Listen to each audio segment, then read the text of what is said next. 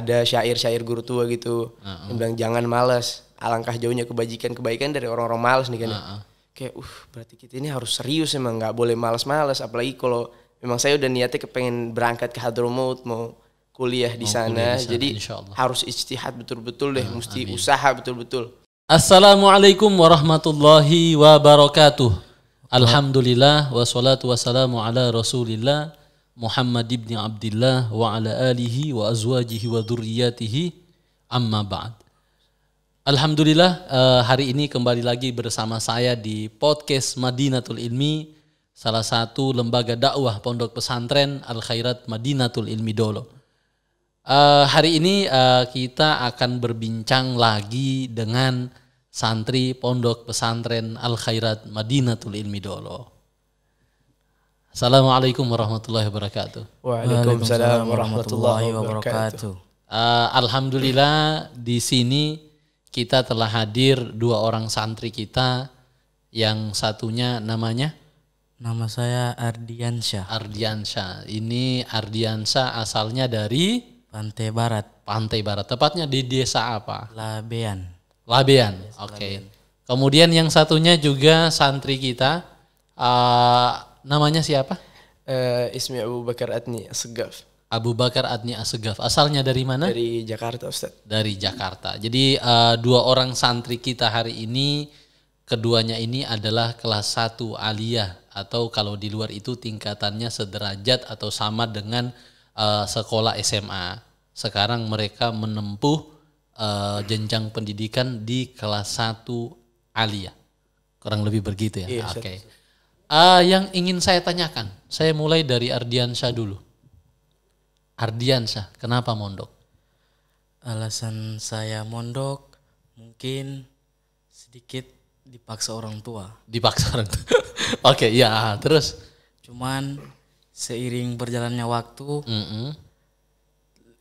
saya pondok di Madinatul Ilmi ini.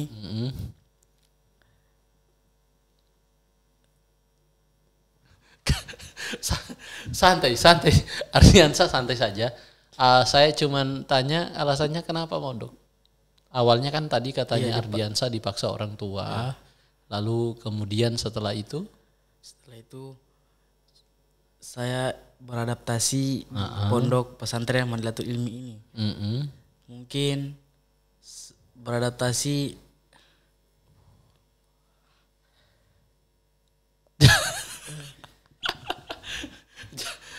ente kenapa gugup? Ardiansyah kenapa gugup?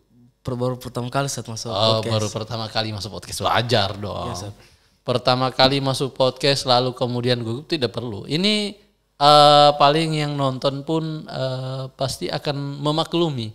Yes. Kenapa Ardiansyah? Yang penting saya cuma tanya dasarnya. Kenapa mondok? Itu dipaksa orang tua. Oke, dipaksa orang tua. Yes, Tapi sekarang betah enggak? Betah. Yes, Yakin betah? Yakin. Kenapa betah? Ada hal apa yang membuat yang awalnya dipaksa orang tua mondok lalu kemudian sekarang betah? Kenapa? Mungkin betah karena pelajarannya yang bikin fasilitas, yang bikin saya suka di pondok di sini. Terus teman-temannya juga bagus. Terus pelajarannya begitu banyak. Pelajaran banyak buat ente betah. Iya, supaya lebih banyak ilmu. Oh iya, luar biasa sekali. Oke, tapi satu hal yang perlu Ardiansyah tahu bahwa setiap orang tua itu pasti tidak pernah menginginkan anaknya jatuh ke tempat yang buruk ataupun menginginkan anaknya menempatkan anaknya di tempat yang tidak terbaik. Saya yakin dan sepenuhnya bahwa orang tuanya Ardiansyah menempatkan Ardiansyah di sini itu sudah jalan yang terbaik menurut orang tuanya Ardiansyah. Sama saya dulu juga waktu awal-awal mondok di pesantren Dolo itu juga saya dipaksa. Awalnya juga saya dipaksa. Tapi lama kelamaan saya merasakan efek yang sangat baik sekali yang kemudian membuat saya yakin bahwa saya harus tetap di Madinatul Ilmi. Kurang lebih begitu, Ardi. Oke. Kemudian Abu Bakar Adni. Iya Ustaz. Kenapa mondok? Pertanyaan yang sama, kenapa mondok? Untuk saya sendiri sih Ustaz. Pondok emang kayak pertama dipaksa orang tua itu udah pasti kan disuruh masuk pondok udah biasa. Iya. Cuma karena emang kakak-kakak saya udah pada pondok, saya mikir juga kan ya kalau pondok kan kita belajar bisa jadi orang bermanfaat di tengah masyarakat nanti belajar dan sebagainya. Udah jalanin aja dulu. Lama-kelamaan juga jadi betah juga. Tapi sekarang betah enggak? Alhamdulillah betah banget. Betah banget, alhamdulillah. Iya. Tapi kalau selama ini kalau memang awalnya kan Adni katanya dipaksa juga. Iya. Apa yang kemudian membuat Adni menjadi betah di pesantren? Pertama yang pasti teman-temannya kan Ustaz. Teman-teman. Iya, teman-teman baik, ngajak kepada kebaikan. Jadi ya tenang-tenang aja, seneng di sini. Terus yang kedua pelajarannya. Pelajarannya? Iya. Serius? Iya serius. Buat betah pelajarannya? Pelajaran Ustaz. Saya kasih tahu ini. Ini kebanyakan di teman-teman saya. Beberapa dulu teman-teman saya yang kemudian justru merasa bahwa yang tidak bikin betah itu malah pelajarannya. Karena kebanyakan hafalan kalau pesantren. Kata orang-orang sih begitu. Tapi kenapa Adni malah justru sebaliknya? Bener Ustaz, kalau banyak hafalan tuh pasti kan namanya juga pondok. Hafalan berbagai macam, cuma yakin aja Ustaz. Kan ya kalau hafal yakin deh nggak mungkin masa kita kan punya otak bisa mikir segala macam. Ya udah hafal-hafal aja lama-lama juga hafal. Yakin aja. Yang penting ada usaha nanti Allah takdirin hafal. Terus pelajaran ada pelajaran kayak fikih gitu kan ya. Dasar Islam itu kan enak banget Ustaz. Kalau udah tahu keluar ditanya-tanya orang, alhamdulillah bisa jawab, setidaknya bisa jadi orang bermanfaat lah. Masya Allah. Soalnya ya apalagi ilmu nahu. Ilmu nahu mungkin dulu saya waktu kelas MTS, kelas 1 2 MTS itu kayak masih bingung apa sih ini ilmu nahu? Isim lah, fa'il lah, dan sebagainya, huruf, kayak gimana sih ini. Tapi lama-kelamaan, ternyata ini dasar bahasa Arab tuh, enak juga nih isim. Iya. Benar Ustaz, saya dapat banget kenikmatan belajar tuh banyak di sini. Iya, kurang lebih begitu Ardi. Jadi, iya, ini kan posisi kalau Abu Bakar Adni kan mondoknya di sini dari Sanawiyah ya. Iya Ustaz. Sedangkan Ardiansa nanti pada saat aliyah ini ya. Berarti baru masuk tahun ini kan ya? Tahun ini. Jadi baru masuk aliyah itu di tahun ini. Jadi mondok itu kurang lebih begitu Ardi. Awal-awalnya memang kadang tidak betah. Tapi lama-lama insya Allah akan betah itu. Karena kenapa kita seperti Adni bilang tadi kan kita belajar fikih yang kemasannya, yang isinya itu adalah tentang produk hukum Islam. Jadi kita tahu betul aturan-aturan yang seperti apa yang ada di Islam kan ya. Jadinya kita enak dalam kehidupan sehari-hari, bisa melakukan sesuai dengan tuntutan-tuntutan yang ada di ajaran agama kita. Kemudian, kalau tadi kemudian bahwa sudah menyampaikan tentang kenapa kemudian mondok, ya walaupun awalnya dipaksa. Yang saya ingin tahu selanjutnya adalah kenapa memilih pondok pesantren Madinatul Ilmi? Saya Ustaz. Iya. Untuk saya sendiri sih Ustaz, saya punya kakak rata-rata, saya punya keluarga itu alumni Al-Herat. Ada alumni Al-Herat Pusat, ada di sini juga. Jadi saya lihat kayak emang saya udah sebelum dari masuk pondok di sini udah tahu Habib Idrus siapa. Habib Idrus kan punya beberapa madrasah juga cabang di Ternate gitu kan. Saya saya udah pindah Ternate juga gitu. Jadi saya kayak ternyata ini Al-Herat ini besar, luar biasa, banyak ilmu dikandung dalamnya gitu. Jadi kayak penasaran nih. Kalau memang soalnya juga saya punya kakak kan 2 orang, satu pondok di Dalwa, terus satu lagi di Sunia Salafiyah sekarang di tempatnya Habib Taufik. Ya jadi saya kayak kalau memang kakak kalau besar nanti jadi ulama di sana, satu lagi sana ya udah saya di sini deh bagian Sulawesi aja. Biar kepisah-pisah gitu enggak. Berarti memang karena dari background keluarga ya yang sudah mengenal jauh dan sudah punya pengalaman banyak di Al-Khairat sendiri. Kemudian akhirnya memilih Madinatul Ilmi. Ardi gimana? Kenapa milih pesantren dulu?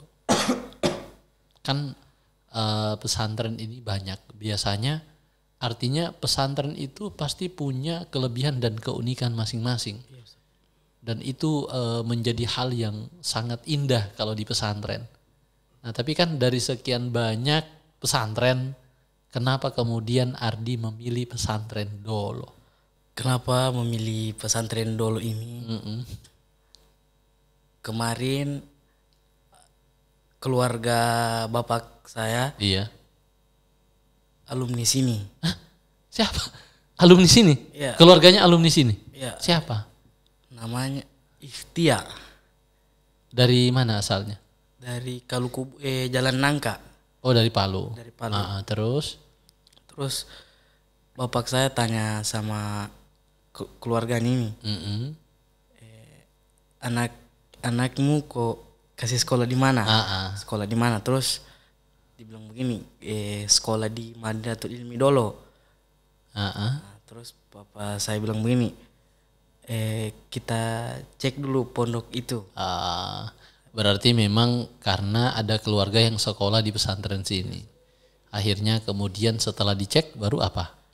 Setelah dicek, mungkin bapak saya suka dengan pondok ini, kemudian disuruhlah saya masuk di sini. Alhamdulillah. Jadi biasanya kita itu mondok biasanya tidak luput juga dari campur tangan Allah.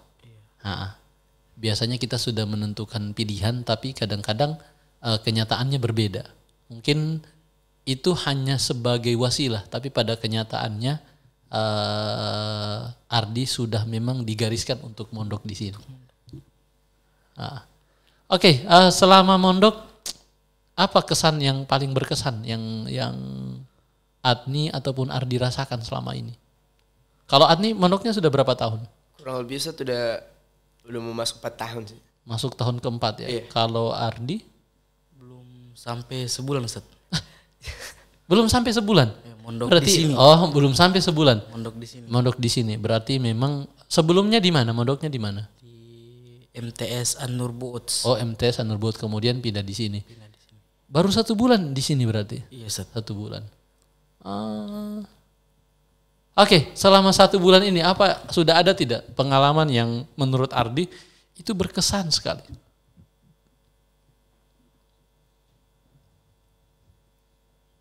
Atau mungkin ada cerita atau apa yang menurut Ardi sendiri itu sepertinya sebuah pembelajaran yang harus disampaikan kepada orang-orang. Jadi misal dengan kejadian itu sepertinya ada ibroh atau ada pelajaran yang bisa diambil. Ada enggak? Atau karena memang baru 1 bulan jadinya belum ada ya? Belum dapat kesan-kesan. Tapi biasanya kalau kita mondok itu biasanya nanti dalam rentan waktu tertentu kita bisa dapat satu pengalaman yang sepertinya itu sangat luar biasa sekali. Sehingga itu menjadi tolak awal atau titik awal kemudian kita berubah mindset, berubah pikiran dan berusaha ingin menjadi lebih baik terus. Biasanya ada nanti. Yang penting kuncinya sabar selama di pesantren. Kalau Adni ada enggak? Untuk saya sendiri sih Ustaz, saya ambil banyak pelajaran ya selama 3 tahun itu. Karena dulu saya waktu kelas 1-2 tuh kayak malas, suka hafalan dan sebagainya. Kayak kenapa sih gini. Tapi beranjak ke kelas 3 itu kayak dapat satu, nggak tahu sih, kayak butuh mungkin atau apa gitu. Kayak tiba-tiba kayak ada syair-syair guru tua gitu yang bilang jangan malas, alangkah jauhnya kebaikan dari orang-orang malas nih kan. Kayak berarti kita ini harus serius, emang nggak boleh malas-malas. Apalagi kalau memang saya udah niatnya kepengen berangkat ke Hadramaut, mau kuliah di sana. Jadi harus ijtihad betul-betul deh, mesti usaha betul-betul. Jadi dari malas tuh kayak pikir, belajar, rajin gitu. Walaupun nggak terlalu gimana banget, tapi setidaknya ada usaha lah gitu. Jadi belajar biar nggak malas gitu. Terus belajar sabar juga, karena di pondok tuh ujian banyak Ustaz. Mulai kalau di pondok nih kesan-kesan saya, apalagi dulu sempat kena penyakit gatal-gatal tuh udah biasa lah, namanya juga seorang santri kan. Iya, betul. Kalau menurut saya sih nggak bisa digelar santri deh kalau nggak dapet tuh penyakit. Harus gatal deh. Iya sih, sebenarnya juga dulu sebenarnya dulu kan waktu saya pernah tinggal mondok di Semarang. Kebetulan kita di pondok Semarang itu berasal dari pesantren yang berbeda-beda. Teman-teman saya ada yang dari Bali, ada yang dari Sumatera, ada yang dari Jawa sendiri, ada yang kemudian dari Kalimantan. Intinya saya mondok hampir, kita mondok itu betul-betul hampir dari wilayah Indonesia itu ada. Ternyata keluhan gatal-gatal itu yang yang ente sebutkan tadi itu ada di semua pesantren. Saya tidak tahu kenapa, tapi makanya sampai muncul satu maklumat bahwa rasanya tidak sah menjadi seorang santri kalau kemudian tidak gatal-gatal. Ini sebenarnya kalau menurut saya agak keliru sih. Harusnya kan ada pola yang diperbaiki, tapi saya tidak tahu kenapa santri itu semacam sudah janjian bahwa dia harus gatal-gatal. Jadi begitu Ardi. Biasanya memang sering gatal-gatal. Oke Adni, kalau memang seperti yang ente sebutkan, kita kan pesantren bekerja sama dengan Universitas Hadromaut Al-Aghauf yang ada di Yaman. Saya pikir kalau memang itu adalah keinginan ente, berarti ada harus dilakukan upaya pembelajaran yang semaksimal mungkin. Iya, karena itu penting sekali. Karena ente tahu sendiri kan bagaimana. Saya pikir dari keterangan para alumninya, lalu kemudian bagaimana susahnya belajar di sana, harus betul-betul punya giroh yang sangat tinggi sekali. Ya kurang lebih harus loh, memang penting semangat. Soalnya kan saya nggak mau kalah gitu. Kalau emang kalau saya punya kakak-kakak gitu di pondok sana kan tanya, pinter banget mereka, kayak dipuji-puji lah. Saya nggak penting juga masalah puji-pujian. Cuma emang kayak namanya juga keluarga gitu. Iya, betul. Masa yang lainnya ini, Atni jangan mau kalah dong sama kakak, jangan mau kalah.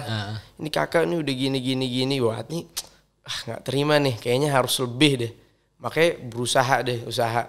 Yang penting kalau nggak keluar, setidaknya bisa sekolah di mana gitu, di universitas di Indonesia aja. Yang penting dalam bidang ilmu agama. Masya Allah.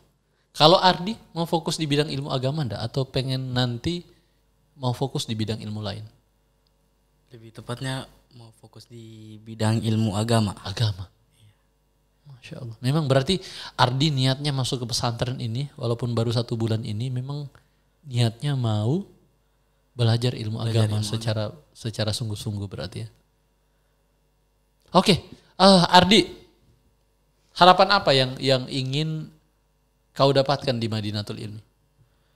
Maksudnya, misal kalau saya memilih kemudian untuk masuk ke Madinatul Ilmi, harapannya misalnya saya ingin menjadi orang yang betul-betul paham ilmu agama, lebih spesifik di bidang ini misalnya, di bidang ilmu nahu misalnya, saya ingin jadi ahli yang berbahasa Arab.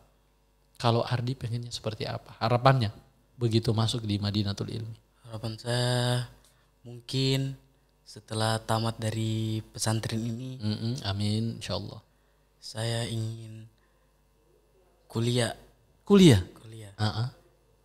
Lebih tepatnya kuliah di Unisa. Masya Allah. Kenapa kemudian memilih kuliah di Unisa? Ada apa hal yang membuat dari sekarang sudah kau targetkan memang memilih kuliah di Unisa? Unisa kan ada kaitannya dengan Al-Herat. Mungkin di sana lebih banyak belajar agamanya mungkin. Berarti sekarang menurut Ardi kenapa kemudian nanti mau milih di Universitas Al-Khairat sendiri adalah dengan alasan tadi, merasa kurang lebih seperti itu alasannya. Luar biasa. Semangat Ardi. Insya Allah sebenarnya begini. Ada satu dulu waktu saya SD waktu SD. Saya dapat satu pelajaran penting dari bapak saya. Bapak saya bilang, sebenarnya tapi ini tidak berlaku juga. Cuman saya dapat satu pelajaran penting sih sisinya. Artinya tidak berlaku sepenuhnya. Cuman yang jelas kurang lebih seperti ini. Bahwa disampaikan ke saya, sekolah kita itu atau tempat belajar kita itu dia seperti pakaian. Seperti pakaian. Pakaian itu sebagus apapun yang pakai, tapi kalau orangnya buruk, tetap akan buruk. Tapi sejelek-jelek apapun pakaian, kalau yang pakai adalah orang yang baik, maka tetap akan baik orangnya. Nah sama dengan sekolah. Sekualitas apapun bagusnya sekolah, tapi kalau kita sendiri yang malas, kita sendiri yang lalai, kita sendiri yang tidak mau berubah, sama saja sebenarnya. Jadi lagi-lagi itu kembali kepada diri kita, ibda binafsi. Iya. Makanya lagi-lagi sih artinya pesantren Dolo itu saya pikir kurang lebih sama dengan pesantren-pesantren Al-Khairat yang ada di luar sana. Tetapi yang paling penting itu adalah diri kita. Mau kita tidak berubah atau tidak. Mau tidak kita ini ingin belajar sungguh-sungguh. Maka ketika kita belajar dengan sungguh-sungguh ini kita lakukan dengan sebaik mungkin, maka tidak menutup kemungkinan kita akan sama dengan orang-orang yang belajar di tempat yang mungkin lebih berkualitas. Makanya kembali lagi ke diri masing-masing. Iya kan? Nah, ini pelajaran pertama yang saya dapat dari bapak saya. Dan itu luar biasa sekali menurut saya. Dan itu masih saya pegang teguh dan saya percaya sampai dengan saat ini. Oke, Ardi. Ente kan sudah sebulan nih di pesantren Dolo dengan aktivitas yang cukup padat. Bagaimana menurutmu dengan aktivitas pesantren Dolo saat ini? Mungkin kebanyakan menghafal. Kebanyakan menghafal. Iya, lagi-lagi Adni sendiri tahu ya, memang pesantren, dunia pesantren kalau seperti itu ya. Kebanyakan menghafal. Yang paling berat Ardi rasa menghafalnya di mana? Di pelajaran apakah atau bagaimana? Quran tajwid. Di madrasah berarti ya, Quran tajwid, terus hafalannya apa? Hafalan kan Ardi sampaikan bahwa yang agak berat hafalannya itu di mata pelajaran Quran tajwid. Yang dihafalkan apa? Juz 30. Harus hafal juz 30. Oke. Adni, dari semua aktivitas pesantren yang sudah kau rasakan selama kurang lebih menjelang mau 4 tahun. Yes. Bagaimana menurut? Ada yang kurang kah atau apa bagaimana? Kalau untuk saya sendiri sih Ustaz, ya ada mungkin rasa-rasa bosan kan ya terkadang karena udah terlalu lama. Palingan baca wirid setiap hari, wirid.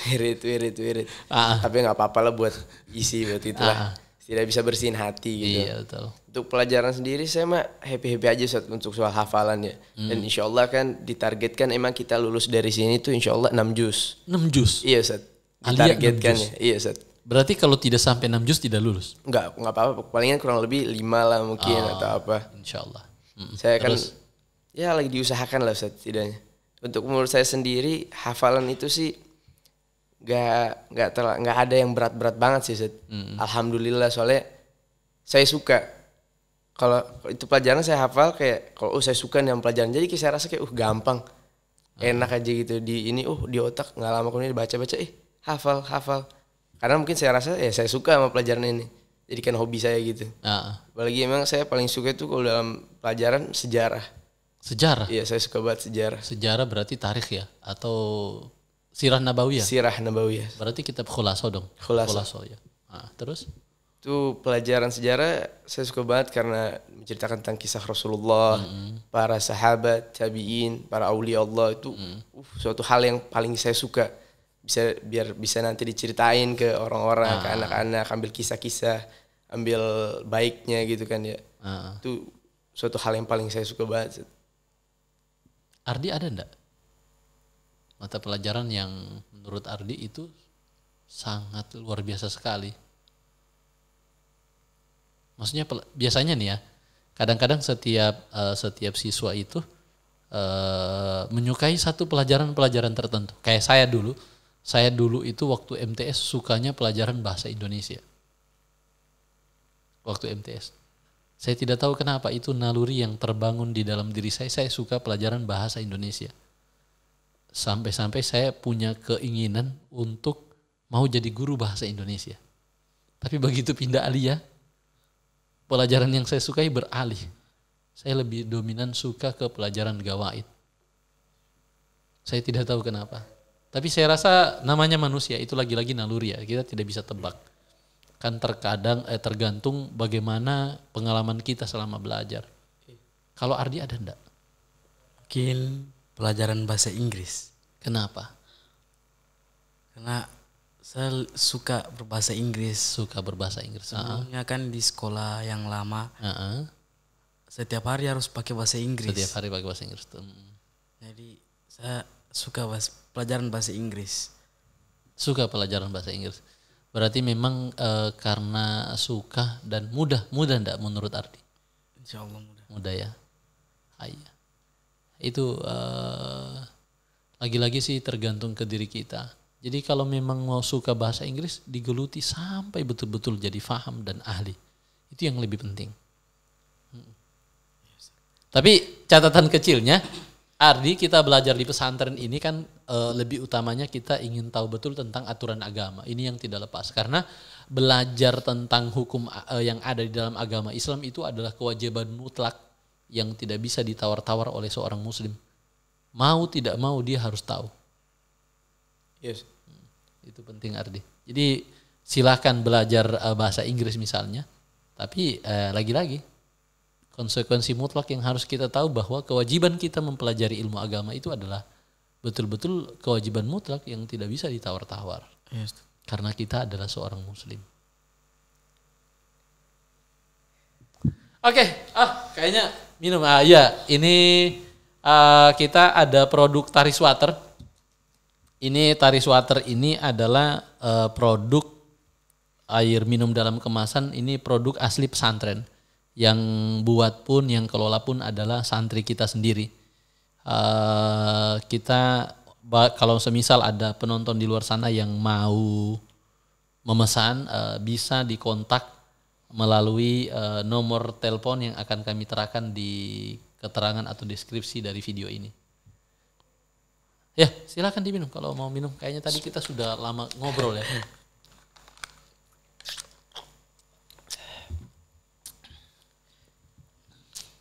Terakhir Ardi, saya ingin tahu betul apa keinginan terdalamnya Ardi atau harapan terbesarnya setelah keluar dari pesantren nanti. Saya ingin membanggakan kedua orang tua saya. Membanggakan kedua orang tua dengan cara apa misalnya? Iya, kalau kita bicara membanggakan orang tua ini kan masih umum. Iya.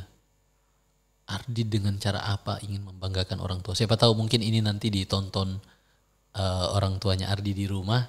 Jadi bisa jadi maklumat bahwa ini yang harus dikejar Ardi selama di pesantren. Dengan cara apa membanggakan orang tua?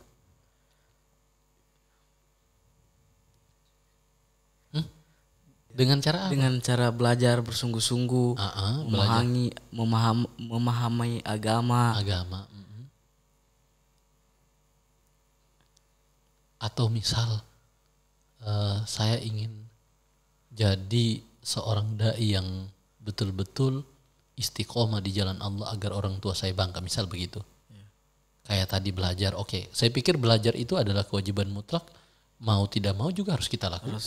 Iya, tanpa harus ingin membanggakan orang tua kan. Cuman maksudnya lebih kepada pencapaian yang saya maksud. Apa yang ingin Ardi capai biar bangga orang tuanya? Mama saya ingin menjadi dokter. Dokter. Amin. Insyaallah mulai hari ini Ardi Allah dengar keinginannya Ardi di hari ini. Dan mudah-mudahan suatu saat itu bisa tercapai Ardi. Amin. Insya Allah. Dan mudah-mudahan kalau ibunya Ardi dengar di luar sana, mudah-mudahan karena kata Habib Ali, pimpinan kita, bahwa doa yang paling mustajab itu adalah doa seorang ibu. Jangan pernah buat hatinya dia tergores ataupun tersakiti. Mudah-mudahan kalau memang ibunya Ardi mau Ardi jadi dokter, dan di dalam dirinya Ardi sendiri mengiyakan itu, insya Allah Ardi akan jadi dokter suatu saat. Amin. Oke, saya beralih ke Adni. Adni, apa harapan terbesar yang ingin Adni capai setelah keluar dari pesantren dulu? Untuk saya sendiri Ustaz, saya paling mengutamakan sekali itu pengen menjadi orang bermanfaat bagi orang banyak Ustaz.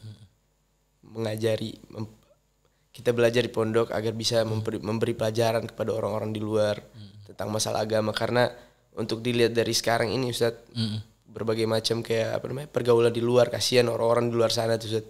Banyak yang nggak tahu agama lah kurang lebih. Saya punya teman satu di rumah tuh, saya kayak pas kumpul-kumpul terus dia kan Adni nanya gitu kan ya, antum ini kenapa nggak masalah tentang kayak ditanya gini, antum tahu mandi junub gak gitu? Terus dia bilang, ya Adni, ana nggak tahu dong, minta tolong kalau bisa antum ajarin. Ini suatu hal yang padahal sebenarnya kewajiban bagi setiap kita sendiri kan, Ustaz, mandi junub dan sebagainya itu kan hal mutlak berdiri sendiri gitu. Itu penting. Nah, kasihan nih orang-orang luar sana kan banyak yang masih nggak tahu lah, kurang lebih orang-orang yang pergaulannya yang nggak mengikuti alur-alur agama lah, sekedar nama lah, kurang lebih agama aja dipakai, cuma nggak ada gitu. Kepengen lah menjadi orang bermanfaat biar bisa memberikan pelajaran kepada orang. Terus yang utama sih membanggakan kedua orang tua itu. Membanggakan kedua orang tua. Oke, saya sama pertanyaannya. Adni ingin membanggakan kedua orang tua. Pencapaian yang ingin dicapai biar orang tua kita jadi bangga itu apa yang Adni inginkan? Ada ndak? Agar saya punya orang tua paling senang kalau lihat saya sukses lah, kurang jadi seorang ulama lah. Amin, insyaallah. Bisa mengajarkan orang gitu, pimpin majelis. Betul. Jadi seorang ulama itu adalah sesuatu hal yang sangat berat sekali. Karena dia harus menempuh perjalanan belajar yang betul-betul ulet dan tekun. Tapi siapapun saya rasa asal betul-betul serius, insyaallah bisa jadi seorang ulama. Yes. Mudah-mudahan keinginan Adni insyaallah tercapai. Amin. Amin. Oke, terima kasih sudah menemani obrolan obrolan di podcast hari ini. Lagi-lagi mudah-mudahan apa yang Adni inginkan tercapai suatu saat nanti. Amin. Oke, sekian. Assalamualaikum warahmatullahi wabarakatuh. Waalaikumsalam warahmatullahi wabarakatuh.